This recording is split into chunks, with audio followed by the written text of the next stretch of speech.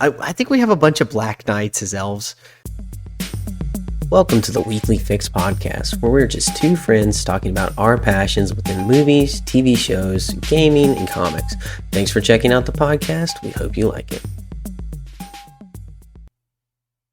Hello, everybody, and welcome to another episode of Weekly Fix. My name is Jacob, and joining me, as always, is my good friend Zane. And like always, we have another fantastic episode planned for you guys. We're going to be breaking down the newest episode of Agatha. We're going to be talking about the Penguin, and we're also going to be talking about what I'm going to go ahead and say, the epic finale of Rings of Power. So I'm super pumped for this episode. We're in a really good era of television after the little bit of a drought that we kind of had. So it's really nice to have a lot of stuff to talk about. But before we get into any of that, Zane, how are you doing?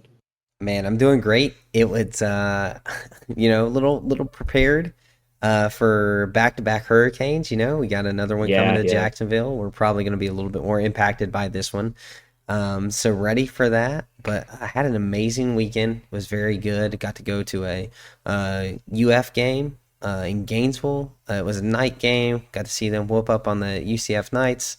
So that was a great time. Did a little reffing over the weekend. Church on Sunday was really good. Got to help out with the youths, and it was good. Yeah, solid weekend, and then also got to take Charlie to the theater for the first time last week, which was really, really special. So, What about you?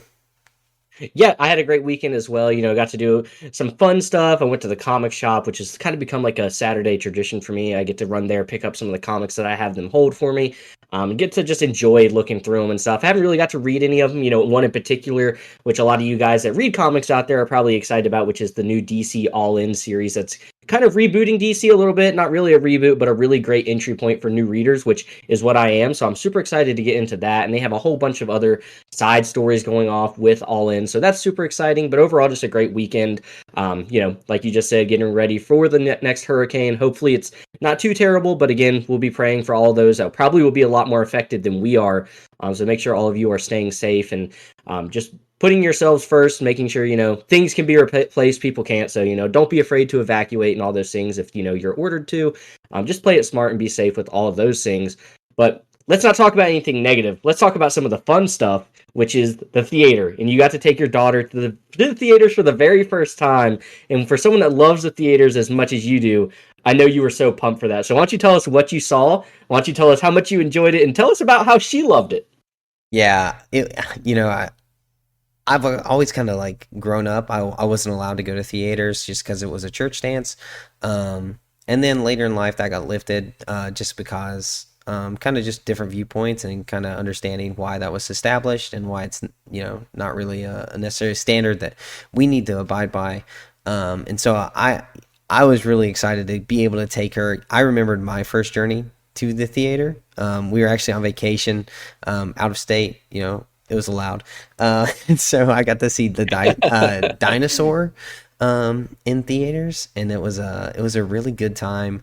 And I still remember that movie incredibly fondly just because it was my first experience. And so I actually took Charlie to see Wild Robot. I'd heard so many good things about it. And it's from DreamWorks, and we love the How to Train Your Dragon series. She adores it. She loves Toothless, and this one was just really getting raved about. I heard a lot of people say it was their favorite September movie out of anything that they watched, and it didn't disappoint. The movie was beautiful, stunning. It had great heart behind it. It did have some frightening sequences that made me question if I was a good father or not, because I was like, is this too much for a almost 4-year-old? And the answer was yes. It was a little too frightening for an almost 4-year-old. Probably should have waited a year to see that one in theaters, but she absolutely loved it. We were actually the only two people in the theater the entire movie, because we went on a Tuesday matinee, and it was $6 movie tickets, and there's a reason, because no one goes at 3:00 on a Tuesday to the movies unless you're me. But it was great. She still talks about her favorite part was the robot and the duck. And it's a really good movie. I mean, super heartfelt. And for all the mothers out there, if any mothers are listening to this movie was for you. Like this movie was made for mothers in mind, and parenting in general, but specifically motherhood. And it is such a good film. I cannot rate. Like I've recommended this to pretty much everyone. I think if your kids are above the age of 5, this is a very wholesome, very good movie for your kids to go watch. There is some talk about death. There is some violence and some frightening scenes, such as like a bear and some robot attacks. But other than that, I mean, this is very very solid.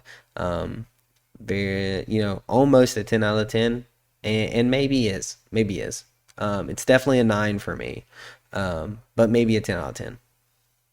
Man, you start throwing in that 10 out of 10 around a little bit, and it's definitely going to catch the attention of a lot of people. Do you think this is something that would get better if you watched it again, at your house this time, and, maybe just a little bit more familiar with the movie and you knew what to expect a little bit more? Do you think this maybe could crack that 10 out of 10 for you? I don't know. The experience at the theater really, I think, did amplify it. It is visually stunning. Like it has a beautiful artwork to it, and the scenes with like lightning flashes, and there was lasers, and like the bright vibrancy that went along with the pastel colors of the paintings in the background of like this very naturalistic looking film was just pretty awe-inspiring on the big screen. I'm pretty sure it will translate well to a 4K screen, and I don't have any worries about that, but I don't know if it'll get better. Um, I'm very excited for my wife to watch this because, I took Charlie by myself, and I think maybe her experience with it could make it better for me, but I'm Okay. not sure. Yeah, especially with the mention of, for mothers. I think anything like that where you can see kind of her really get excited about it and really enjoy the story that's being told there, those things can always elevate a story because you can kind of see it through another person's eyes. Obviously, you're not a mom, right? So Right. some of the things you might just not be able to relate to as much as, Chelsea would be able to. So I think that's a really good point to make is, she's probably going to really enjoy it and you might be able to get more excited for the movie just seeing it through her eyes a little bit. Right. And I'm very good at putting myself in the place of other people a lot of times, um whether I display that or not. I definitely can feel it. And so like, I'm viewing this, and a complete sacrificial mother who's giving of herself to make sure that her kids are successful. I'm only seeing Chelsea in this film. Like I'm seeing Chelsea in this film. I'm seeing my mother in this film and what she did for me. And so, even my grandparents and, my grandmas and what they poured into my mom and dad, just from a generation of parents who really poured into their kids. It was pretty inspiring for me, and really getting to see it from her, from that, and being able to experience it with what my wife does for my children, and knowing how much love and care she puts into them and how much she's giving of herself. It really does hold true. Like the story that's put forth really does shine brightly for what that relationship should look like. And that right there, folks, that is a prime example of how these people make all this money on these movies. They get the parents involved and they get them to really feel their hearts being tugged at. No, but I think that's a really great analysis. And I think it's really cool that you're able to see those things through movies. And I think that's what makes these movies in particular so special is, you're not going to get that same experience. We're going to be talking about Rings of Power later.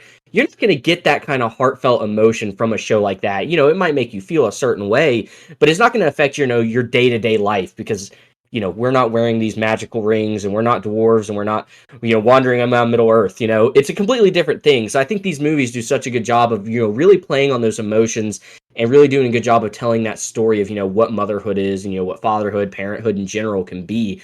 That's how these movies really, I think, have a great success story is they get the parents involved, the parents can agree and understand what the story is being told, and then the kids also are going to follow suit in learning about those things, and they'll be able to look back on that one day. You talked about how you could see your mom and your grandmother in the movie a little bit, and the kids will be able to do that exact same in the future when they're old enough to really kind of understand those concepts. Yeah, absolutely. And hopefully, we lived up to the hype, you know, when they look Yeah, when right. they look back at their experience. But yeah, Yeah, it it might just very be like good. I can't believe my dad took me to see this scary bear movie, but Yeah, what was he thinking? Holy cow. Yeah. Which, to be out there, there may be some parents that may eventually listen to this and be like, "Oh my goodness, he took a 3-year-old to see that movie. What is wrong with him?" Well, I'm still in my uh, 20s. I'm not the wisest, but he's still learning. you He's know, still learning.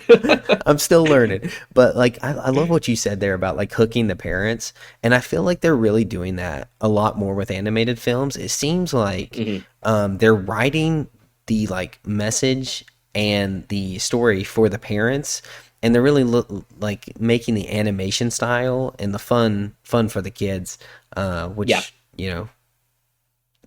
think they're striking a really good balance with animation. I really do think we're living in the golden age of animated films right now.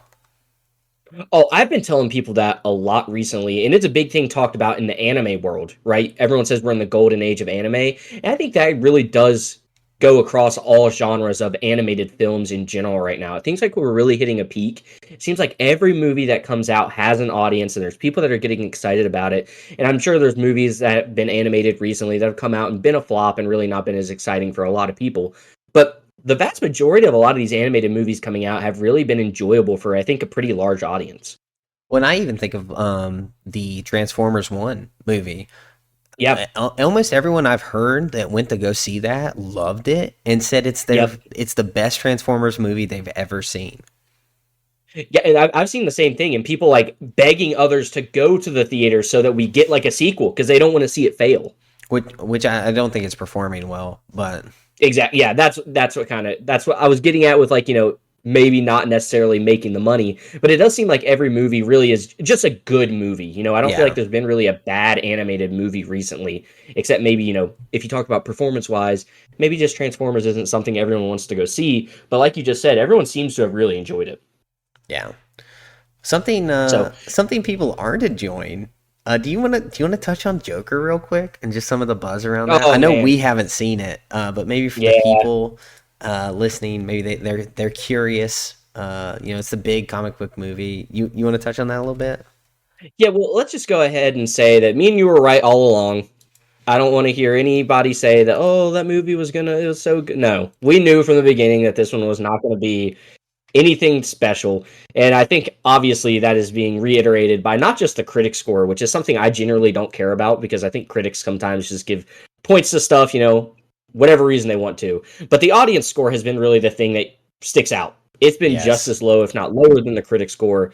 So I think we were right all along, Zane. What do you think?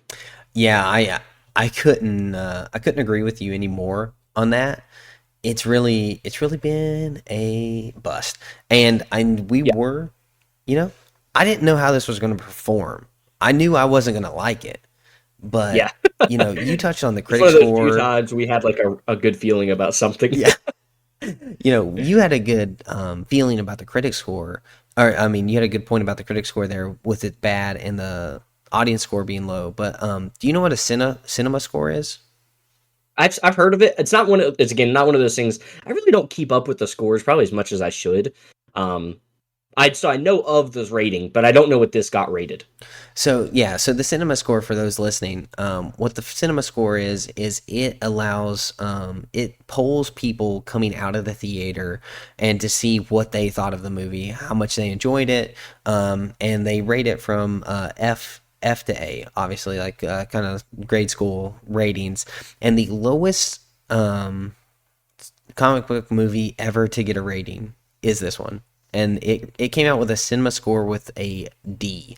Now, just to show you how bad that is, Madam Web got a C plus. So that Um, was one thing I wanted to get at was the fact that when we didn't think a comic book movie could do any worse than Madame Web, lo and behold. here's Joker. Joker 2, Yep. really, really just not doing well. Now it performed very well.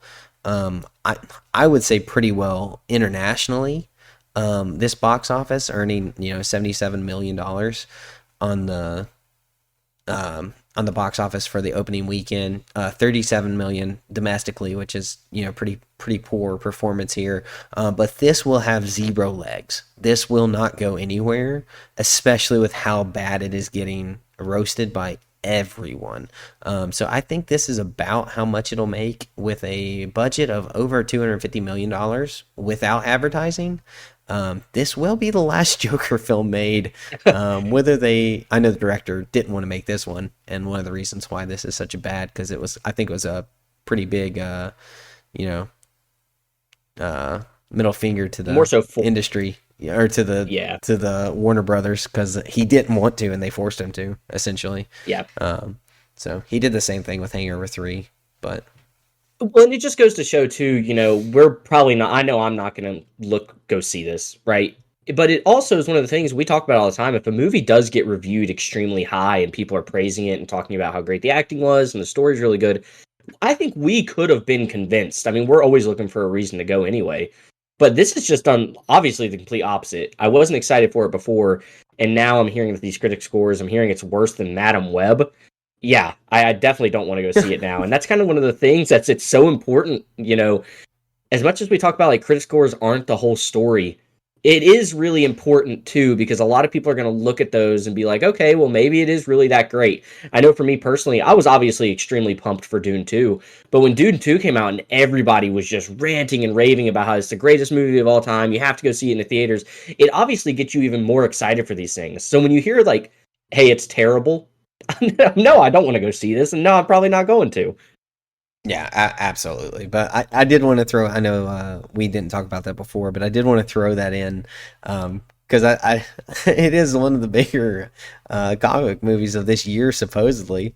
So Yeah, might as well just touch on it, even though, like you might said, as well. But I'm not going to on go the bright watch it. side, on the bright side, we do have a really good DC series going on right now. And I think it's perfect time to just lead right into the Penguin. Now we're 3 episodes in. I think the story is really starting to pick up. The character development has been absolutely spectacular, and I've told you time and time again that I think this will end up being my favorite comic book TV show of all time if it can keep this pace. And for me, episode 3 definitely did not slow down. If anything, it got me even more excited. The storylines are all blending together so well. I'm super pumped for the rest of the show. What did you think about episode 3? Yeah, episode 3 was definitely, you said character building, and I think that's perfect. Um, I'm gonna go ahead and give, hey guys, I will inevitably spoil episode 3. Yeah, So yeah. here is my Spoiler warning now. spoiler warning. I will say before I get into spoilers, just for a second, I absolutely loved episode 3. I thought it was very well done. Excellent story building and character building. Hmm. The story progressed, and this show is progressing at a very nice rate. It is not slowing down. It is not rushing through anything. It is taking its time and setting up this very complicated, um, manipulative undertones with gang power within Gotham, and it is very very solid. So I'm very excited for the rest of this. But episode 3 didn't disappoint, and now if you don't want to hear anything, go ahead and look in the timestamps below, to see what you want to listen to, because now we're going to jump right into spoilers. Yeah, dude, Vic. Oh, dude. Oh, dude. Oh, So that's the man. thing. This episode was so catered to him, and I think it was about time. Episode 3, he's obviously a big part of the show, and we've learned a little bit about him here and there. But obviously, starting off the episode with that flashback, right? It really sets the tone for what his character has gone through, and really where his mindset is during this whole ordeal that he's gotten himself into. Yeah. And honestly, I had kind of forgot it was a flashback at first. I Yeah. didn't. I Oh, I didn't. didn't realize it was at first either. And then I was like, I actually had a second. I was like, now wait a second. Are you gonna tell me that Gotham is blowing up and Batman isn't here? Here. And then, then I was like, oh wait, this is from the Batman. He Yeah. was totally there. And then I got it. And man, very heartbreaking for Victor, and the decisions he makes. I really love what they were showing in his family dynamics, and really Hmm. the internal struggle that they just established in this character. They did so much in this episode, and you know what I said? I love the showing. I love the showing, not the telling. They haven't really told us that he's got a conscience. It doesn't really tell us that he's struggling with stuff much. And then all of a sudden, here he is really struggling because his dad is a self-made man who has a moral compass, who hey came to this country with nothing, worked his way up to be a very well earning mechanic. He's not making it big, but he has enough, and he's happy with what he has, and he's happy to be providing for his family. And then they die because of the Riddler in the Batman, and what a tragic opening it was. That, I mean, that may be one of the best flashback openings I've seen in a comic book show. Really Absolutely. solid. But yeah, what they did for him just in that little flashback, and beautifully timed, right? Because we already like him. He's already like the best likable character in the show. Hmm. And then they do this, and you really understand the tragedy that was, because they mentioned, that the people that lived there were, completely decimated, and that was gone. But we really didn't get it. It's different seeing it. It's different seeing it and just being told about it. So yeah, pretty special moment. I thought that was really good. And the show does such a good job overall of giving us a reason to like characters. I love the Penguin. I love Oz. I think he's a great character. He's a likable guy. You see him how he interacts with his mother. You see that he really is just trying to make a name for himself. You can even kind of say the same thing about Sophia. Yeah, she's a psycho. But you kind of understand where she's coming from. She's went through a lot. She spent 10 years in Arkham. So you kind of feel for these characters, and it's done such a good job. And you spoke on it. Victor is like the most likable character in the show. He's really not done anything too bad yet, at the beginning of the episode. So we're really excited just to see kind of his motives and why he is the way he is. And you just feel for him, right? And they did such a good job throughout the entire episode of continuing down that line and really finally giving him his backstory. Because we've seen a little bit of Oz, we've seen a little bit of Sophia, and we've learned a little bit more about those characters. But we know Victor's going to be a big one moving forward. So I'm happy we finally got an episode. I wouldn't say that was 100% dedicated to him, because they've done a really good job of not just giving us one character for one whole episode. But this episode definitely was his episode to really kind of get his limelight and to really get to understand his character a little more. And I think they did a fantastic job. Yeah, they did. And you said not done anything horrible yet. Dude, I was so sad when he didn't get on that bus. I want the best for Victor, and this is not the best. You said you like Oz. I don't. Like, yeah, he can be likable, but he's an awful person. And it is clear we're watching villains, and it's always sad to see somebody who has hope kind of abandon that for a life Yep. that is going to end up being awful, and that's really sad to me. So yeah, as much as I love the character building, it is also like, if you don't like good characters doing bad things, then this show is not for you, because No, they're it is not. all villains. Yeah, and that's what I love about it. It's so fun to see them really struggle with the decisions that they need to make. And ultimately they're doing something that uplifts them personally and, in ways that, you might not agree with. And I think that's what's made this show so fun, is just to see that internal conflict, because we do see it with characters like Oz a little bit. He does struggle sometimes with making certain decisions. I think this episode really highlighted that in particular, with you really start to see him bond with Sophia a lot. And I think he's really starting to regret some of the things he did. I think one of the best scenes we've had in the entire show was towards the end of the episode when they're outside of the club and they're talking, and they both start to tear up about their past a little bit and the things that they've done to get to where they are. I loved that scene. I thought that was absolutely spectacular. And it really added a lot more, I guess you would use the word like human, to these two characters that really kind of have seen Stone Cold up to this point. Well, and you said regret. I think it was awesome, the line he said, where he said, I don't regret it.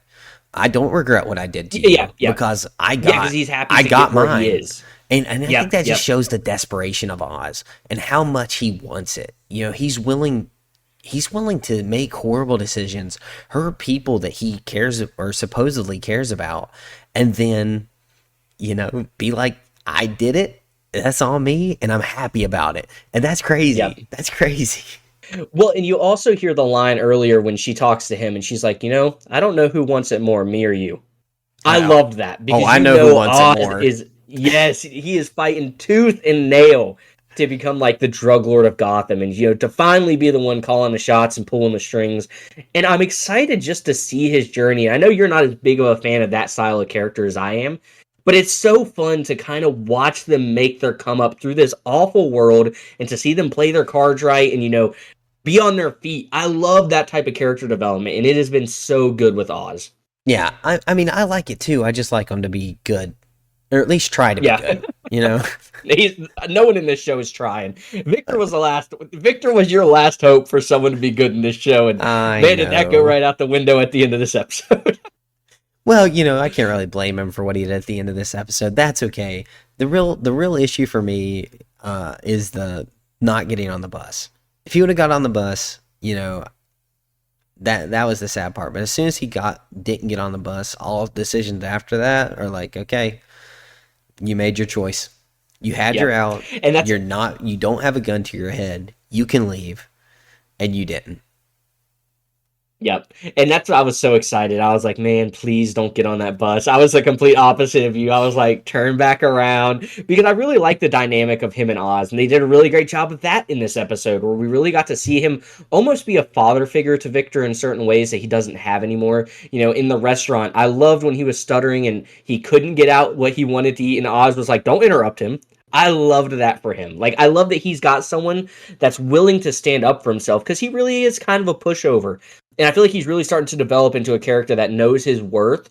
And you kind of see it when Oz is like, "Hey, next time tell people what you're worth." There was just so many little instances throughout this show that I was like, he's really doing a good job of showing Victor to not just be a pushover and to really go after what he wants.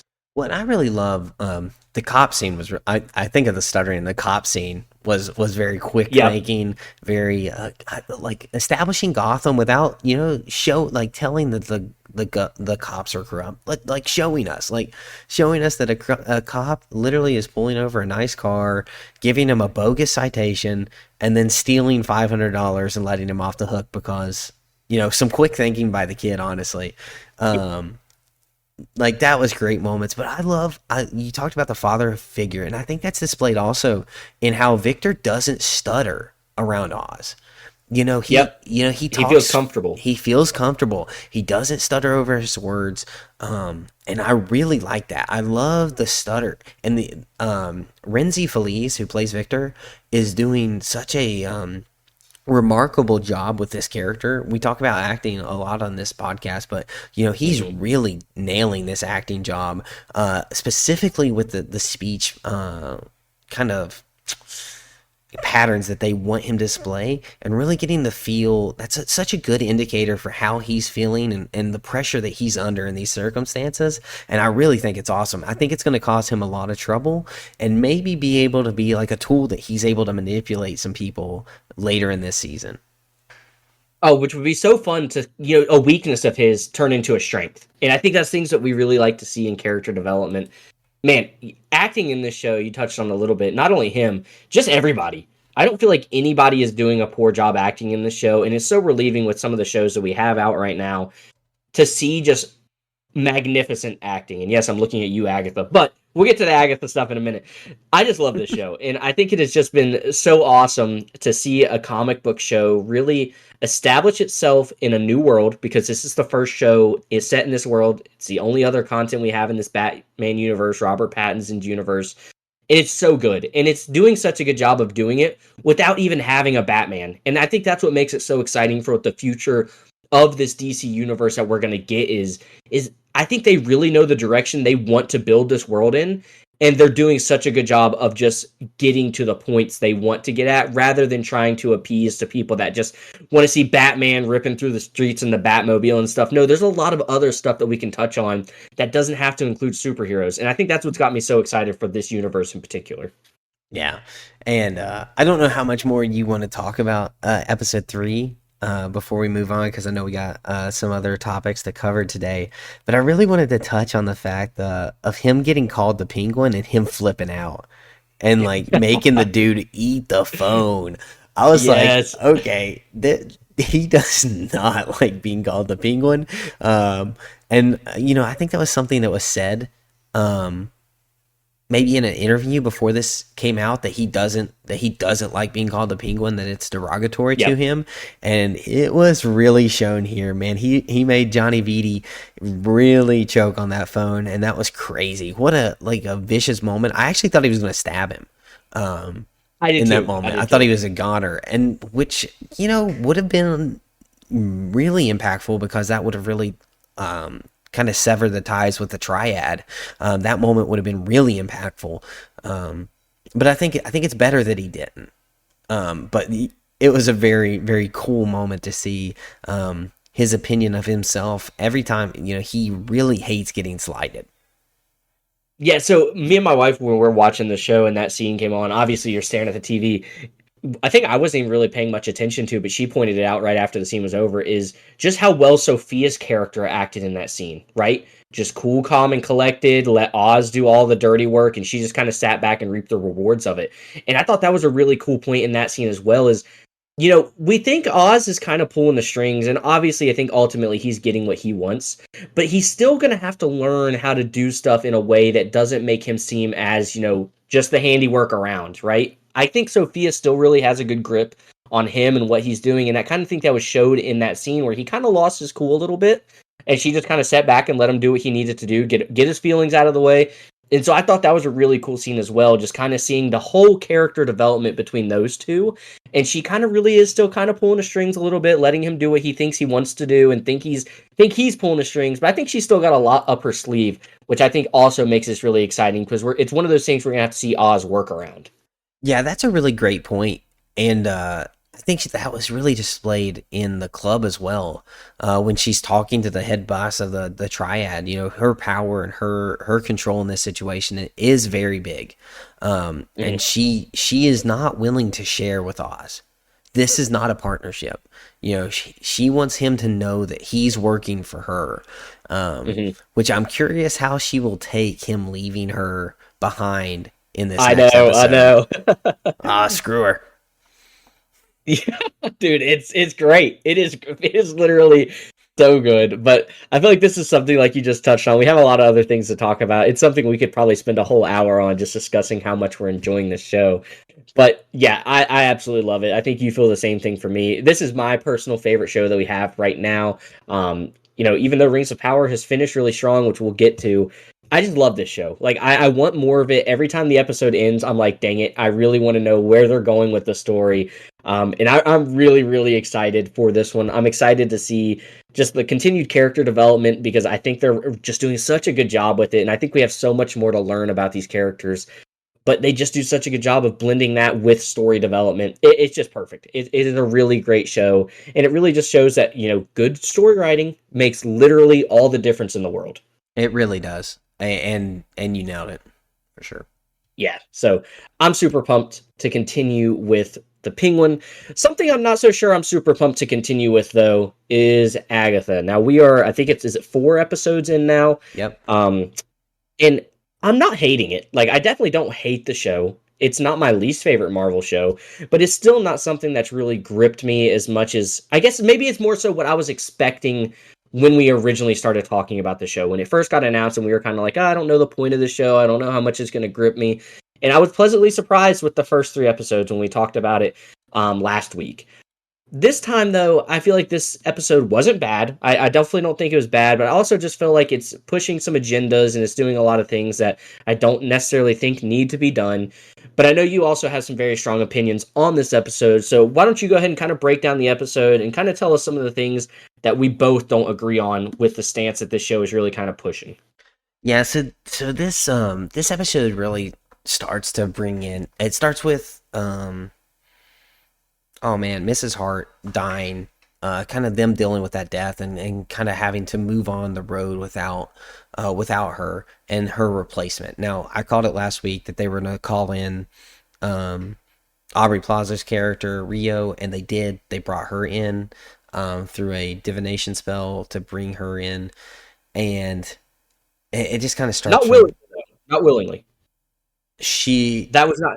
Yeah, that's not who they were expecting. Well, I don't think Right, Agatha is who they thought. right, Yeah. right. Yeah, yeah. The closest which that met um that met the criterias that they had.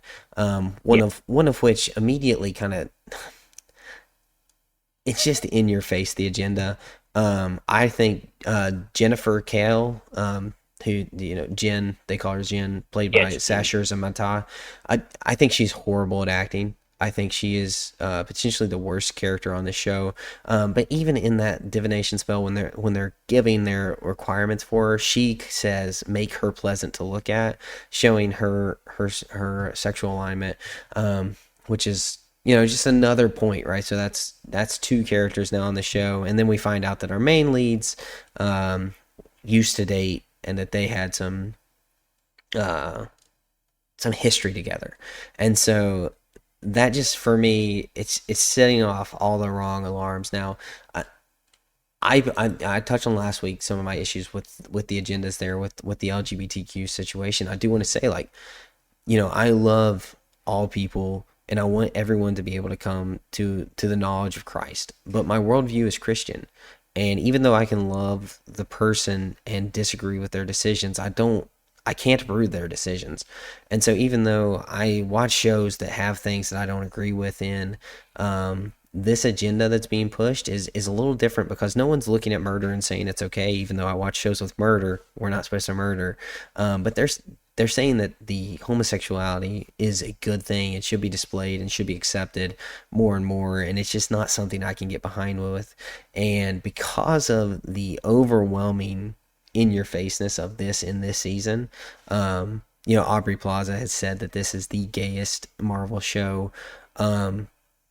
That, along with the fact that it is very demonic in its tones, it's a Halloween special, and it is dealing with witchcraft and possession and some other things that I just don't like in my house.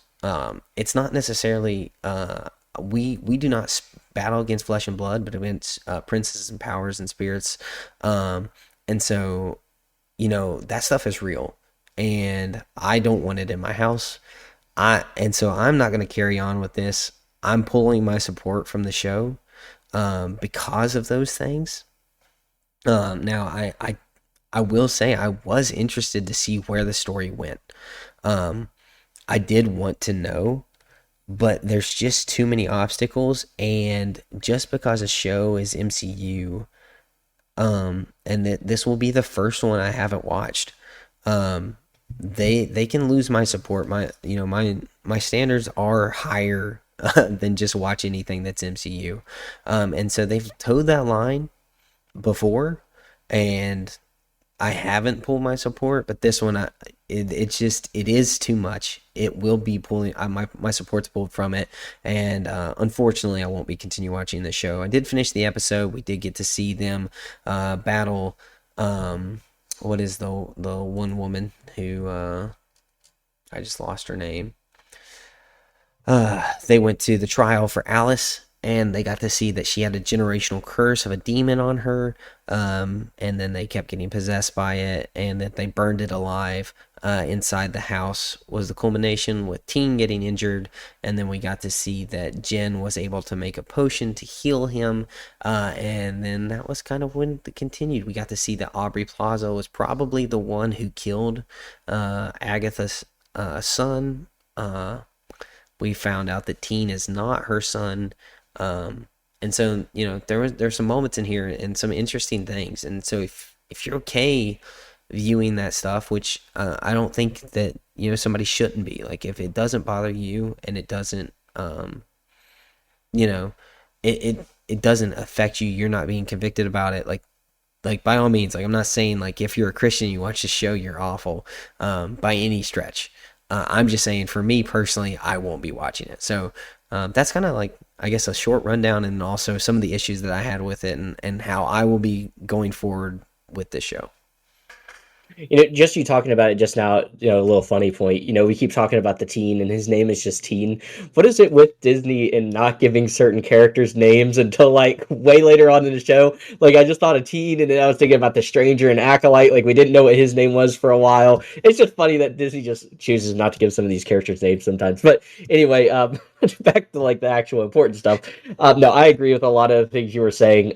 It is tough, like, too, because I think the story, like you touched on it, it does kind of have an interesting idea behind it. Like I am interested to see what they do with it, and I do think it's actually going to end up being an important storyline in the MCU because I think some of these characters are very pivotal characters for the future of what the MCU is doing. I think Agatha is going to have a huge impact on the Scarlet Witch at some point, and we obviously know how important she is to the MCU. So it is unfortunate that they're kind of pushing some of these things and doing a lot of this storytelling the way that they're doing when it really just is so unnecessary. Like, we don't need to have it the way it is. It just doesn't need to be. You can tell that it's just to do it for the sake of doing it.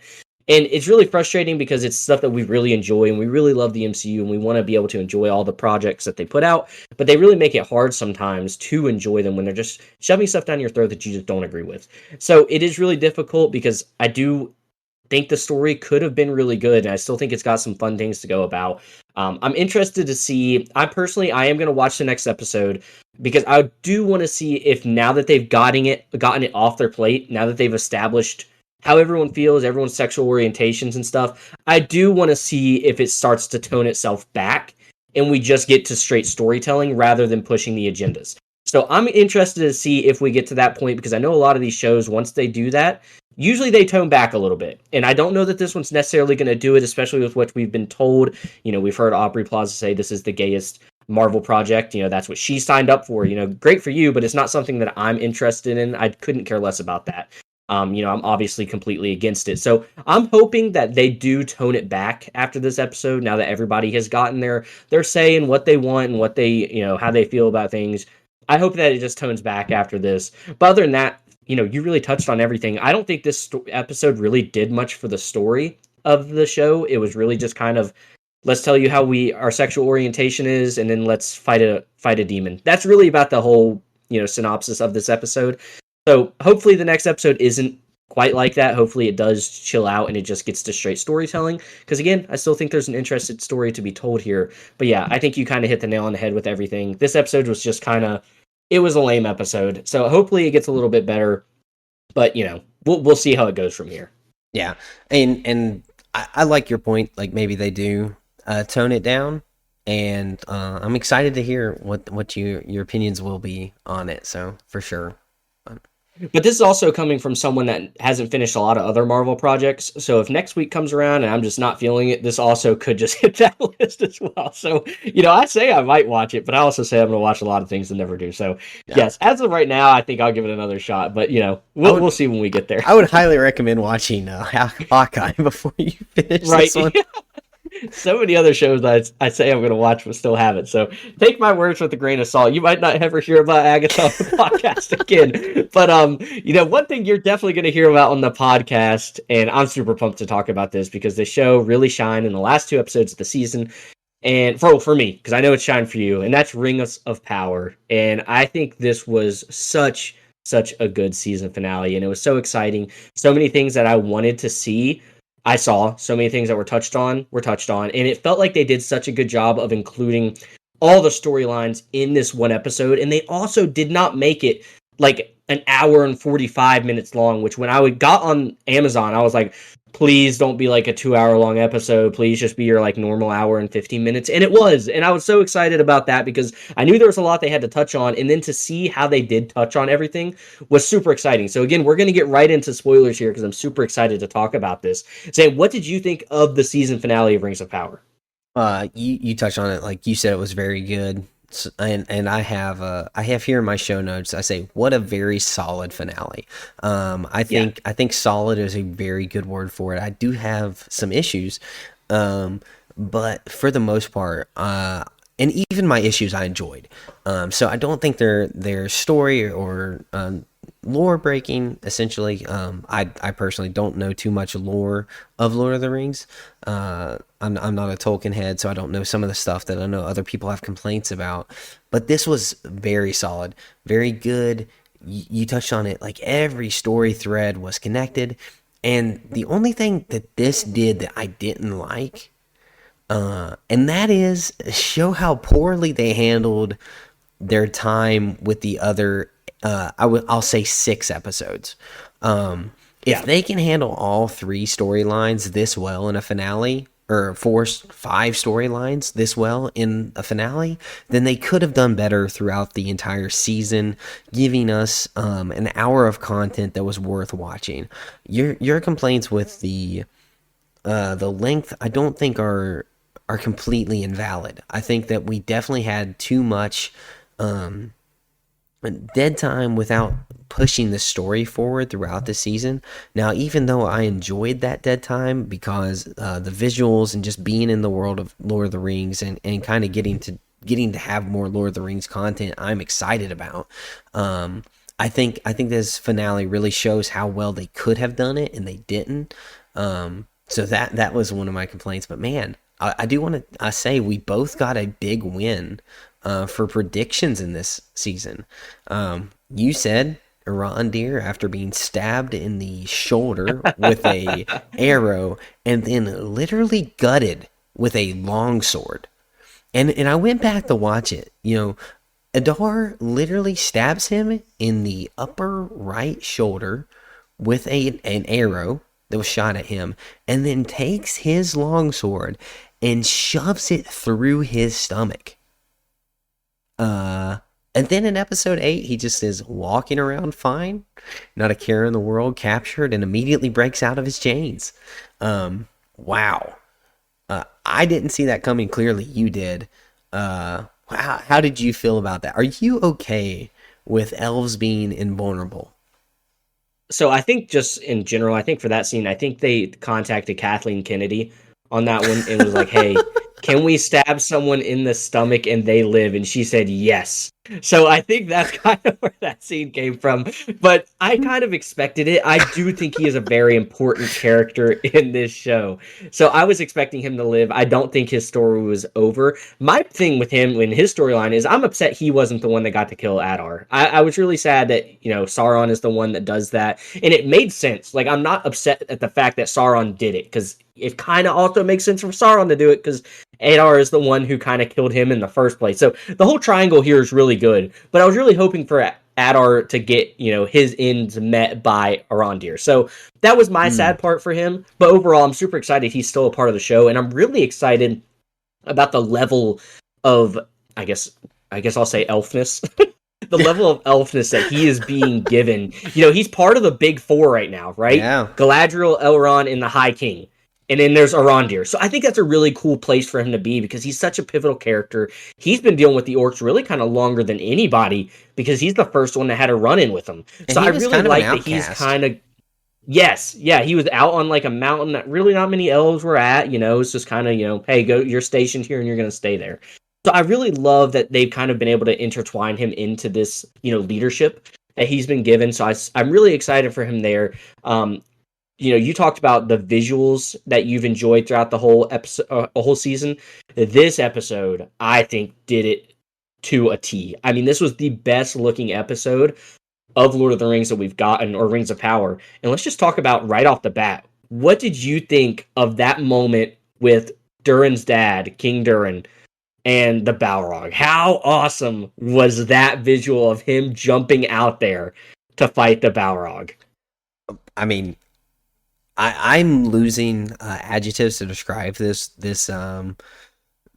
show because it is visceral and awe striking. Is kind of like what I want to go with, but I want a stronger word, but I don't have it. Like, it was really awe inspiring how good that looked, and the visuals that they put into it. A very cool moment, and kind of I can see the potential of where they might tie this in. I do have something I want to touch on the dwarves a little bit later, but I want to back it up, and I do want to touch on the thing you said before we get into Balrog. You said you were upset that Arondir didn't finish off Adar, and I can see that, but I really love the parallels from the first episode where he Yeah. betrays Sauron with the orcs, and then in the finale, Sauron, who is, he is the main character of this entire show. It is about his rise to power, and kind of see how he then betrayed him with the orcs, and he gets killed in the exact same way Sauron did. the exact same way. The orcs literally just giving, stabbing him to death, very grotesquely, and then he somehow also isn't dead after 75 stabs and gets to say a last word and raise a hand before getting the ultimate plunge of a sword into him. But I personally love that. I think that was better than Arondir, because even though he's been introduced into the big four, Arondir's not a character in Lord of the Rings, the series. He's going to meet his end. And although, yeah, um, we can kind of see, he lost his wife or his fling because of Arondir. Sauron had more skin in the game. He had more quarrels with him, and I am glad that he was the one who did it instead of Arondir. I think it's better for the story. Not better for Well, Arondir's I character, but I did love that parallel that they brought that full circle and kind of ended him the same way. I will say there Arondir doesn't technically have to die because in The Hobbit, Tauriel is also not a character that's in Lord of the Rings. She was actually a character made just for the Hobbit movies. She's not in the books or anything. So he definitely could still live. So let's just throw that out there. He could be an elf that does survive throughout it all. But He like I could. said, He could. I do agree with the fact, like, I didn't hate the way it happened. I just hated it for Arondir's character. I really wanted to see him kind of get that revenge. But it also does help him, I think, because he's not got that, hatred in him anymore. And he's also not the one that did it. He doesn't have to live with that on his conscience. So I also kind of like it for his character in that way as well. But tell us what you thought about that Balrog. What did you Yeah. think about, we've been waiting all season for it ever since we finally got introduced to the first growl of the Balrog in the one episode, and we finally got to see it, and I think it was absolutely spectacular looking. Yeah. Yeah. We touched on the visuals, and it looks great, and really a very good moment for Doran and King Durin. Uh, you know, I was very happy that Durin the son didn't have to attack his father. He didn't have to fight him. That Durin thought he was right. King Durin thought he was right when he saw the Mithril, and then immediately gets punished by it. His greed is shown to be ultimately fatal, not only to him, but will eventually be fatal to his entire kin.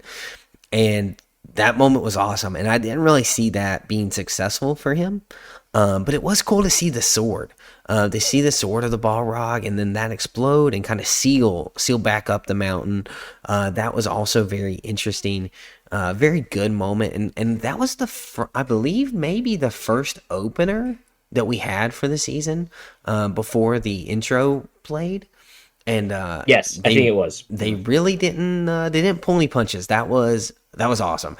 The opening, I was so happy just alone with that. I was like, we are in for a very special episode if they can keep up this type of storytelling and visuals.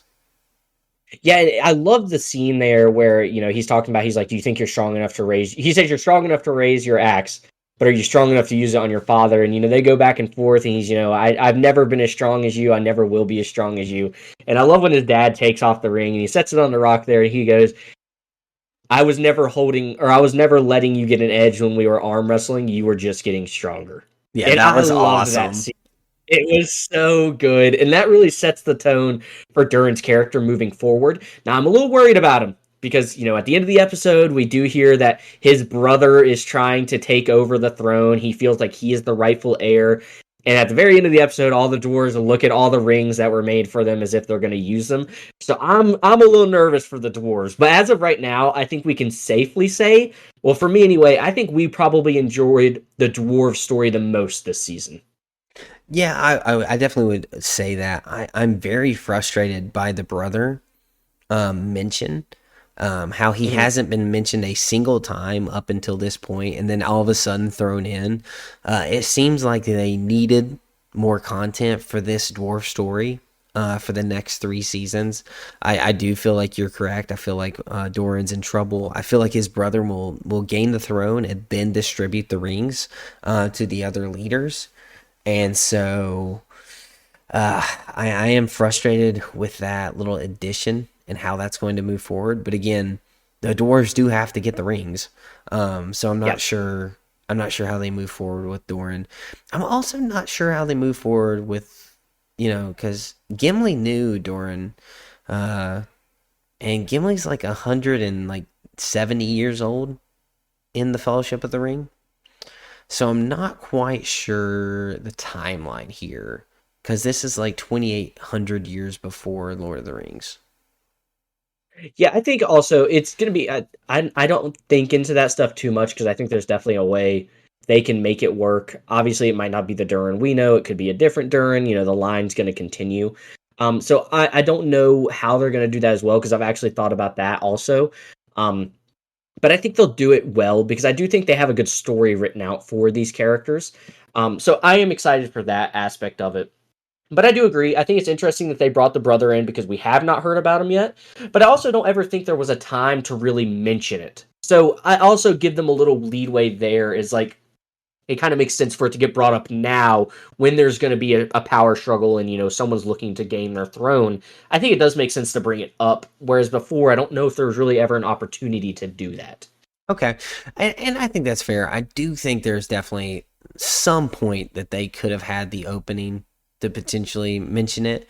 But yeah, no, very good dwarven storyline, and I'm very satisfied with what we got this season. It was definitely the best. Doran Yeah. is my So moving on favorite. from the Yeah, it was super good. So moving on from the dwarven storyline, let's go. Let's head over to Numenor. Let's head over. Let's take our ships and we'll sail across the sea. And how did you feel about the Numenor story that we've gotten to end this season? I know when the season started, you weren't really as enjoying Numenor as much as I was, and then towards the end of it, it really started to pick up for you, and you really started to enjoy it. Do you like how that storyline ended this season? I like it on the fact that this makes more sense of how they get the rings, how the men get the rings. Um, I definitely think this is how mankind is going to get their rings distributed to them, and I'm very interested with what they're going to do in this. Norman, I'm very happy with man. I just lost his name again. Oh Lord, Elendil? Elendil. I was very happy with Elendil's character in this one. I thought it was very good, kind of solid, and kind of see his vision fulfilled there right at the end. Um, and then his son. I really thought that moment was really special when the two sons meet on the dock and kind of realize that mankind has gone sour, and that they are definitely going to be on the wrong side of this more than likely. And so I thought that was really good as well. But I mean, you've loved it this whole time. What was your take on this? I enjoyed it. I was super excited to see this story not obviously not come to a close, but wrap up for this season. I think they did handle it very well. We see the way Elendil gets out, and we see obviously how he's going to make his way to Middle Earth at some point. I love that aspect of it. I just love the storyline that we've been getting from them this whole time. I think it's been super interesting, and it's really an important place because this is really the only interaction of humans that we've had throughout the show. With a little bit of them in the one little town where Arondir kind of comes from, but really this has been like the main human focal point. So it's been really kind of cool to see how they're going to get introduced into Middle Earth a little bit more and how that storyline is just going to overall develop. Obviously, Numenor is trying to kind of take their, plant their foot in Middle Earth. They hear that they're going to use the colony as like a place for just soldiers now. So I think all those things are setting this up to be really interesting. And obviously, you can tell the power manipulation is going to be there. I know once this king talks to Sauron for the first time, he's gonna be like, "Yep, I'll take all 9 of those rings." Right. So it's gonna be super fun to kind of see that play out. But I'm super excited with Elendil and the Isildur's characters. I think they have been awesome, and I think they're also doing a really great job of acting, which I think we can probably say for most of the characters in this show. The acting has been spectacular, but their storylines overall were super interesting to me. So I loved the Numenor season finale that we did get. Yeah, there's not one actor or actress on the show that I've been like, man, they're not really doing good. I've been Yeah. very satisfied with all of them. Yeah, so that's the Numenor storyline. I think we're both pleasantly happy with how they wrapped up. So I guess we'll go ahead and rotate. We'll get to the elves. I think they kind of have the biggest storyline of this show. And there's a few scenes I'm really excited to talk about. But let's go over to finally the wizards, right? And we finally get the name reveal. How did you feel about how that all came about? And it's actually something that you guessed on earlier in the season that you thought was going to happen. This was all a trick. This was what he was supposed to choose, was his friendship over power. How did you feel about that whole, the Harfoots and all those things coming to a close for this season. I didn't. I do think this may have been the weakest of the storylines for it. I agree. I love the reveal of his name, Grand Elf, and then he names himself essentially Gandalf, which was cool. We kind of predicted this. We kind of saw this coming even from season one before we were even doing this podcast. Me and my brother were talking about this. We definitely said, that's Gandalf. We've had hints of it throughout this with name drops and lines that were mentioned that he said before. So it was cool to see Gandalf in his storyline and him, called it. It was a test. He did go save his friends instead of going to find his staff, and then the staff finds him regardless. Very cool. Seeing him reject the Dark Wizard, which somebody has said is Sauron, not Sauron, Saruman. I feel like that's a big, big miss. If that is Saruman. I don't feel like that is appropriate for the relationship we see in the Lord of the Rings at all. So they're gonna have to do some explaining if that is supposedly Sauron, because I don't know how Gandalf would ever trust him if it was. But yeah, I mean, it's still good. It's still solid. I feel like Poppy and Nori kind of lost their charm a little bit when Yeah. they visited these what are they? What are these hobbits is called? I for, yeah, I I forget what they forget. are. Uh What are they called? I know the Harfoots, stationary but yeah, stationary we'll call them the Harfoots. stationary The Harfoots. stationaries. I just it was fine. And the attack was cool, and getting to see the boulder magic and Gandalf really putting everything into it to save as many as he could. It was fine, but I do feel like that was the weakest point of it. But um, cool reveal. We already saw it coming, but it was nice to kind of see it. And then the ending was nice with him singing the song with Tom. I thought that was a really special moment, kind of a very Lord of the Rings esque way to kind of close out a season. I did enjoy that aspect of it too. Yeah, and I agree. I think this was the weakest storyline that we got throughout this season, but it wasn't bad. It was still No, it wasn't enjoyable, bad. and I'm more excited. I'm more excited for where this storyline is going next season, because I think we're finally going to get to see Gandalf really coming to know himself. I really hope we get more of Tom Bombadil's character. Super interesting character. I love when he's on the screen. He's so majestic and elegant in the way that he speaks, and he really kind of has all his things together. So I'm excited for him. I hope we get more of him. And to be honest with you, I kind of hope we are done with the Harfoots a little bit. I'm kind of on the same boat as you. I think they lost a lot of their charm this season. And it wasn't even for me just when they met the stationary Harfoots. I felt like just from the beginning of this season, they kind of lost their charm a little bit. So I was excited when it was just Gandalf and Tom Bombadil, because it feels like that's when that story is really going to start to pick up, and we're going to get to see Gandalf really find out who he truly is.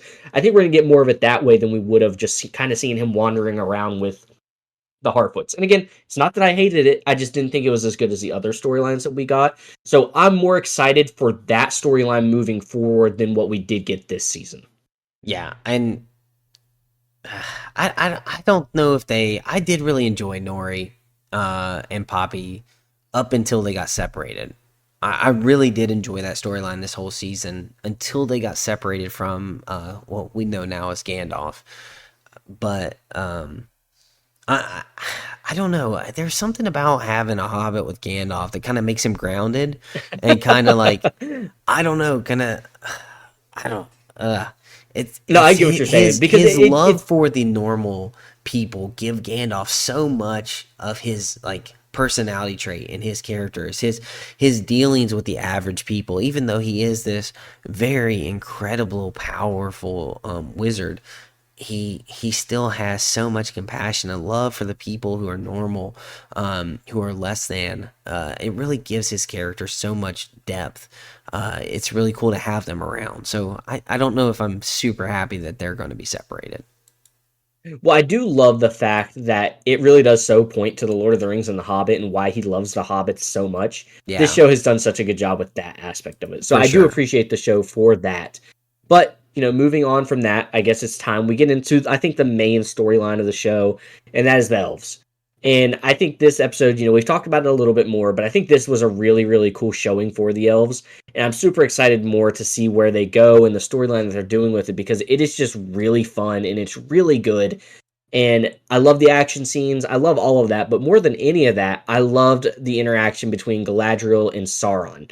I thought that was such a good interaction in this show. And it was so needed for them to kind of finally get one more real go at speaking to each other, and for them to really kind of feel out how each other felt. And, still kind of see that they both do care about each other a little bit. And they both kind of do still want to work together a little bit. Even though Galadriel obviously at the end realizes she's not going to do that, she is still drawn to the idea a little bit, and then obviously she tells him no. What did you think about the interaction between her and Sauron and just the elves' overall story throughout this season?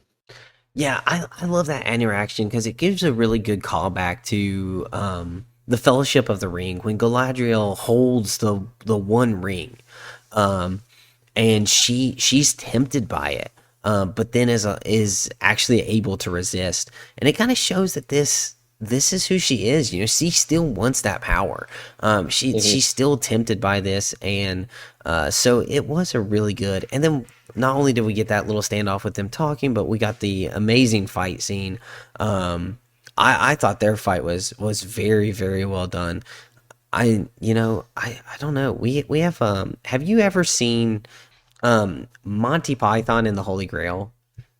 No, I have not seen that. You have not seen Monty Python and the Holy Grail, so it's British No. humor. It's British humor. It's very old, but it's kind of right my speed.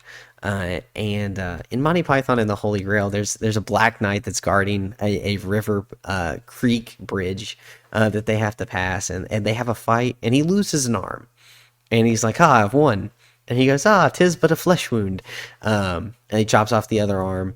And he proceeds to kick him and says, "'Tis but a flesh wound." I think we have a bunch of Black Knights as elves. We've got Arondir who's gutted and stabbed with an arrow. Ah, it's a flesh wound. What's the matter? I just keep fighting. And then Galadriel takes a stab to the chest with the incredibly powerful crown of evil.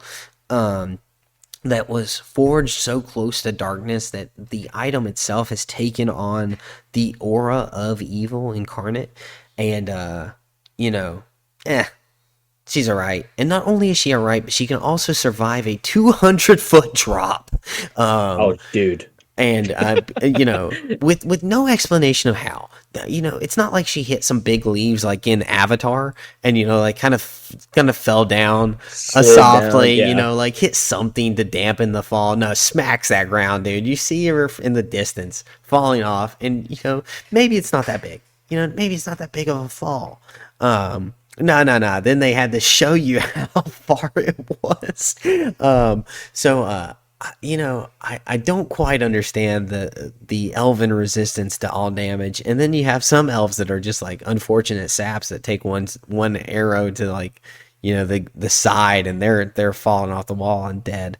So I don't know. I had an issue with the elves and their uncanny ability to resist all forms of damage. It was insane. So for the elves, they called George Lucas, because we all know how good Darth Maul and Darth Sidious are at falling really far down, electric field holes and still living. But no, I kind of thought the same thing. But I also knew she wasn't going to die, so I just didn't like the direction they went with her jumping off the cliff. I think it would have been better off if like someone else showed up and Sauron was kind of forced to run away or something like that. Because we know Galadriel's not going to die in that moment. So it's kind of like, or have her fall in a river. Like, there's so many other things they could have done. Put her in some water. I will say that moss that she landed on did look really soft. So maybe that's our answer right there. Pretty soft really moss. Soft moss. But I kind of felt the same way. But I did like the stakes of that fight. And when I was watching it, in my head, I was like, you know what this is? And some people are kind of like, what are you talking about? The stakes of that fight really got me in the mind of Anakin versus Obi-Wan in Revenge of the Sith. Like, a lot is falling on this moment, because if Sauron gets those 9 rings and the rings that she has on, we're in trouble. right? Like, this could be the end of it all just right here. So I really did like the stakes of that moment. And obviously, he does get the rings and, all that. I just did still like that moment, though, because the stakes felt extremely high. And I loved the fight scene. I thought the choreography was really good. But I thought that was my comparison for that scene. I was like, oh, I really kind of feel that, back and forth. They're both talking during it. The dialogue's really good, but also the action scene was right there with it. So that was a really fun moment and probably the highlight of the episode for me. Yeah, I have no issue with that being your highlight. I did love the opener too.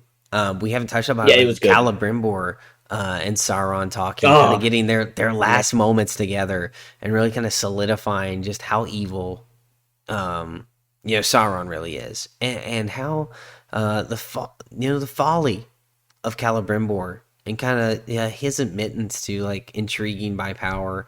Even in episode 7, I don't think we touched on his his kind of openness to say like he was willing to go along with it. Uh, I don't know. I really liked the Calibrimborn's end. I had a bunch of complaints with him and his interaction with Sauron this entire season, but I really think he nailed the landing, and I have no complaints with his finishing. I would say last three to four episodes of this season with Celebrimbor. I think they really nailed. Well, I think one of the coolest things, and we've talked about foreshadowing with this show a lot, with Gandalf and all those types of things. I love the foreshadowing there, where, he's talking about how the rings are going to be your downfall. And then he makes a little hint at there's going to be one ring that is your true downfall. And we obviously know that's pointing towards Frodo, obviously destroying the ring. I loved that little foreshadowing there because it's a ring that hasn't even been forged yet, but it's almost like Celebrimbor knows at that point in time what Sauron's plans are. So I really loved that little bit of a foreshadowing that we got there. I thought that was one of the best acting scenes in the entire show. That back and forth between him and Sauron and, him kind of just it was so good. And ultimately him getting stabbed and pushed up on the wall and then just left there. I loved that, and it really showed how evil Sauron was. But again, it pointed at kind of the connection that he did have with Celebrimbor, because I do think he felt bad for killing him in the end. Yeah, I don't know, dude. He's just straight evil. Like him, Oh, he is evil. him pushing But you Mirrodale. What was Mirrodale? Oh yeah. Off with Well, Celebrimbor's technically hand. he didn't Oh, yeah, I it was about was to say Sauron. he It didn't was, do it, but like his ability to do that, I think just showed how purely evil he was. Like there's no bit of love in that man's heart. Like he's just evil. But I think they do try to hint at it a little bit more when he is talking to Galadriel about how he would say, "I would have every knee bow to your lightness," right? I think he really does genuinely. He would have done that if Galadriel would have had him join him, because he doesn't care about who's getting. He knows he is going to be the one in the end pulling all the strings. So I really like those little scenes that he's like, I would do this for you. I would have done this, and obviously he's like the greatest manipulator of all time. So he probably is lying, but it is still cool to kind of see his way that he does it. And I think that the tears that he had when he did finally kill Celebrimbor, I do really think that those were genuine. Like, man, I really wish you would have just stuck by my side, because I had such a bright future for what you could have done for me. And obviously he's doing it out of, greed and using it for himself. But I do still think that they did a good job of kind of hinting at that and showing that he does still have some some lifeness to him. And I think it's frustration as well. Like Oh, frustration that yes. he's going Yeah. through what he's having to go through. Like this elf resisting him. I feel like he's so frustrated because I really don't think there's any light in him at all. I think everyone he uses, he's manipulating. I think he has no care for anyone except for what they can give to him. I think even Galadriel. I think his only want for her is so that she's so powerful, and he could manipulate her and does want like potentially the company of Galadriel. Yeah. But I don't think there's any actual love or light inside of him at all. Yeah, which is a good point. I think the company thing is also a really good point, because I think he does want that kind of companionship, but he doesn't want it if it's going to interrupt with his personal agenda. Yeah. So I think they do a really good job of kind of hinting at those things. But overall, I love the elf story. I think they were really good throughout the whole season. They were really never a thing that I had an issue with. I think ultimately, you touched on it earlier, My issue with the entire season up to the last two episodes was they proved that they could run a bunch of storylines in one episode, and it made me really feel like these other episodes that we got this season that there was such a lot of wasted time. So I hope next season maybe that's not the case. I hope it is really just like we're back at it and it's just going to be like bang, bang, bang throughout the entire season. But I think they really enjoy the storytelling aspect in those little scenes that they did give us. So I'm not expecting a big shift there, but it was really cool to see what they could do when they really wanted to tell all the stories at once, that they did have the power to do it effectively. Yeah, which I mean, they got to be learning, right? They've got to be learning and taking from this. And I don't know the directors. I feel like the director of episode 7 and director of episode 8 really didn't talk much, kind of just because of some of the injuries and stuff that happened in episode 7 that weren't touched on in episode 8. Mm-hmm. But I do think that they are learning how to continually progress this story. And I hope that with 5 seasons, which is what they said they planned for, I hope they really don't just hit that because that's what they want to hit 5 seasons. I hope that they actually have 5 stories, 5 seasons worth of content, Yeah. which there definitely is. Like, I can see how, like, hey, to get from here to like the fight at Mordor, like that would take 5 seasons to establish because you have to establish the men falling, the 9 rings falling. You have to establish the dwarves taking the rings. You have to establish the massive elven army that is at Mordor to fight. You have to have Sauron establish his rule in Mordor and expand his troops. You have to get a army of men that is willing to fight alongside the elves, with the Isildur and Elendil, Arondir, by their side. Elendil. Elendil. Good man, I don't know why I'm having so much trouble with Oh, his dude. name. That They are one hard. They, dude's they name. all sound the same. One dude's name. Um, Yeah. but have them both. So there's a lot. There's a lot there, and I'm very excited to hear the story and hopefully to see it.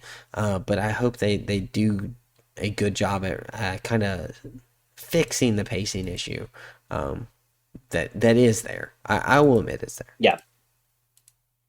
Yeah, and so I think, like you said, I do think there is 5 seasons worth of stories to tell. So that is the nice thing. It's just that they execute it, and I think the show overall, through 2 seasons now, I think that I have faith in them that they are going to execute this show properly and going to get it to where it needs to be by that fifth and final season. I'm really hoping that we do get to that point. I haven't looked at the viewership and all that stuff for the show, so hopefully it was good enough that they feel like it's worth it. I do think they've already come out and said that they feel like they're going to do it regardless of the viewership because it's kind of what they prepared for, and it's just such a big license that I don't think they're going to waste the opportunity to use it. So I'm excited for what it does.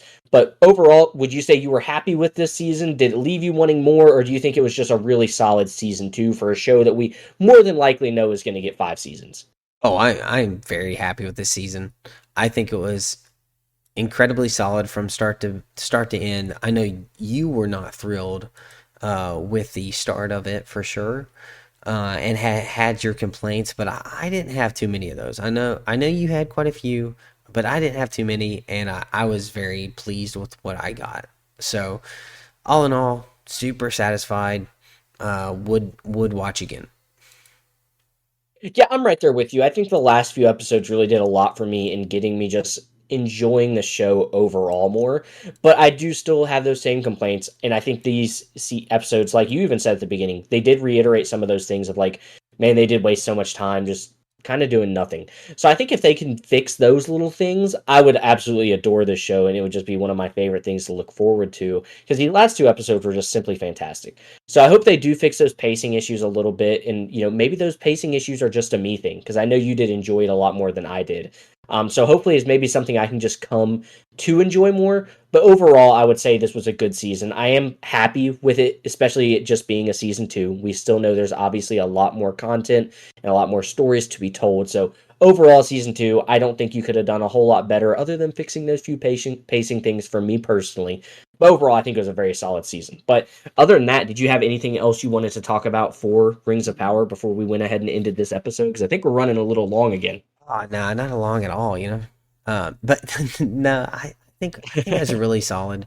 There's so much there, and I know we could keep going on and all, but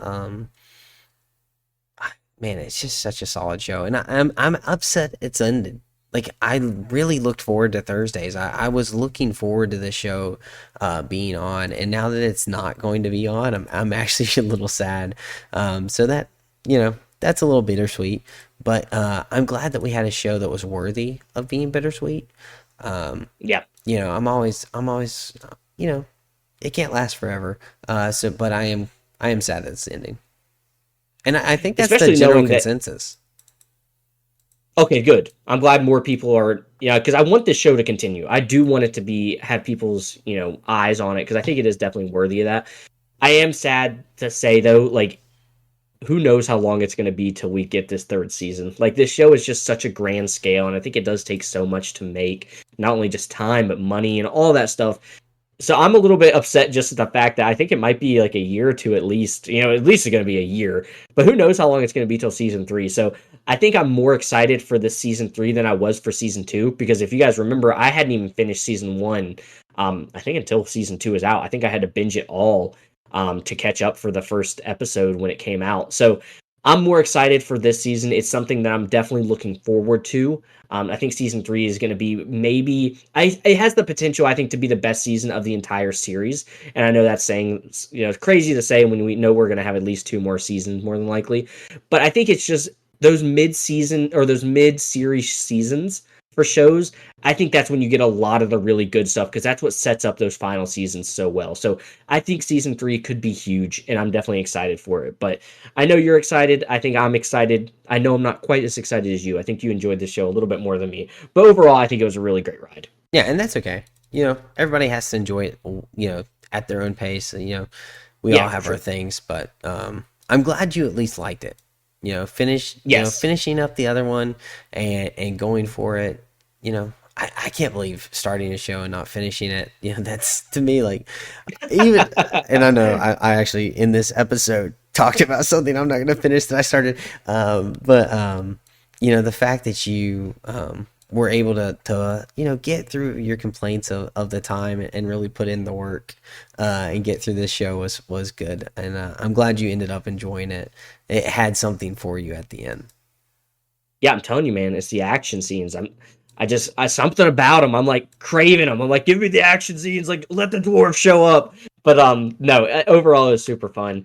But I think that's all we have for you guys this week on Weekly Fix. I think it was a fun week. We had a lot to talk about, and we're gonna figure out some more things to talk about in the upcoming weeks because we don't have Rings of Power to talk about, and we might not have Agatha to talk about anymore because literally, who knows if I will even finish that show as well. But we do know one thing for sure, and we have Penguin to talk about in the upcoming weeks. But Zane, do you have anything else you wanted to talk about before we signed off on this episode? I did want to give the heads up to everyone that we did Comic Corner's come right around a few episodes away. We kicked that off at the start of our second year. At our anniversary episode, we kicked off Comic Corner, and I wanted to give you guys a heads up of what we're reading. We're reading The War of the Realms. It's one that we've mentioned on this before that we've wanted to read, and I had the pleasure of picking those up and was able to get those. So if you're interested in reading those before you hear our review, or you're just to give you kind of sneak peek of what we're reading this month to review at the end, it is The War of the Realms, the main storyline. We may read a few tie-ins since we have them, but we're really just going to be covering the main storyline for that show or for that comic run. But I did want to give that heads up that that's what we will be reviewing this month on Comic Corner. Yeah, which I'm super pumped about because you've already read the first two issues, and I think you're enjoying them. Now, I know there's some lots to read through, so we obviously aren't going to talk about it all because we have a whole episode that we're going to dedicate. Well, part of an episode that we're going to dedicate to it. So that's super exciting. But I'm excited for that journey. You just lend me the first two issues. Haven't got a chance to read them, but I actually plan on reading them tomorrow evening. So I'm super pumped for those. There's something about sitting down with a new comic that you never read that's always super exciting. But yeah, that's something definitely to look forward to. And again, if you guys know of any comics that you guys would love for us to sit down and read, just let us know. We're obviously very open to really just about anything. So that's going to do it, though, for this week's episode of Weekly Fix. If you guys did enjoy it, make sure to rate it. If you guys really enjoyed it, make sure to tell a friend. And obviously, you can check us out on all the platforms. And don't forget, we do have a YouTube channel now. So if that's somewhere you would like to check out the podcast, you're very welcome to. And make sure you hit that subscribe button when you're over there, because it does greatly help out that channel as well. But that's going to do it for this week over here at Weekly Fix. Thank you guys so much for listening, and we'll catch you in the next one.